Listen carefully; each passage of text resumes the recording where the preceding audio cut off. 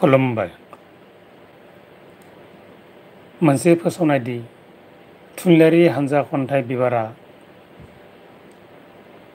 नैथि हिमेन बर' गोसोखांथि अनलाइन खन्थाइ लिरनाय बादायलायनायनि फिथाइखौ फैगौ 1 आगस्ट खालि फोसावनाय जागोन।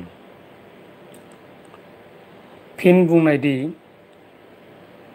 थुनलाइयारि हानजा खन्थाइ बिबारा बानजायनाय नैथि हिमेन बर' गोसोखांथि अनलाइन खन्थाइ लिरनाय बादायलायनाय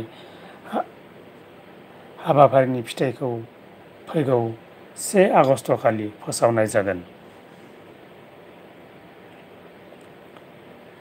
हानजानि थांखियानो जाबाय जाखांफुनाय लाइमोन लिरगिरि बिथांमोनखौ थुनलाइ सोरजिनायाव जा हायो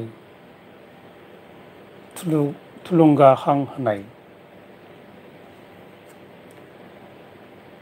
थुनलाइयारि हानजा खन्थाइ बिबारा इयुनावबो अनलाइन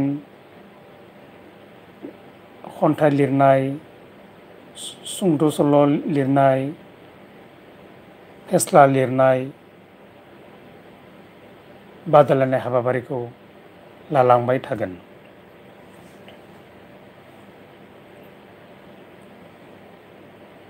जों मिजिंथिदों दि इयुनावबो जोंनिफ्राय लानो गोनां जायखिजाया बादायलायनाय हाबाफारिखौ जाफुंसार होनायाव नोंथांमोना थुलुंगाखां होगोन, थामहिनबा जोंखौ मदद खालामगोन। फिन बुंफिननाय दि थुनलाइयारि हानजा खन्थाइ बिबारा नैथि हिमेन बर' गोसोखांथि अनलाइन खन्थाइ लिरनाय बादायलायनायनि फिथाइखौ थामहिनबा देरहागिरि बिथांमोननि मुंखौ फैगौ 1 आगस्ट खालि फोसावनाय जागोन।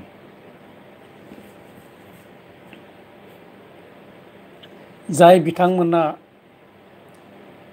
बै बादायलायनाय हाबाफारियाव बाहागो लानानै जोंनि हाबाफारिखौ जाफुंसार होबाय, बिथांमोननिसिम हानजानिफ्राय रोजा रोजा साबायखर जासिहरबाय।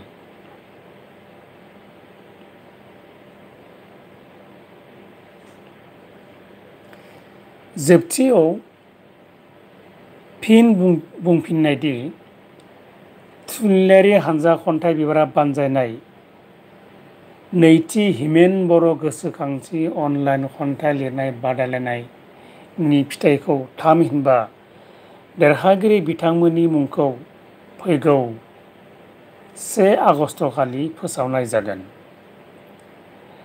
देरहागिरि बिथांमोननि मुंखौ बे चेनेलजों लोगोसे खन्थाइ बिबार हानजानि ग्रुप मुंनि पेजआवबो फोसावनाय जागोन। गोजोन्थों।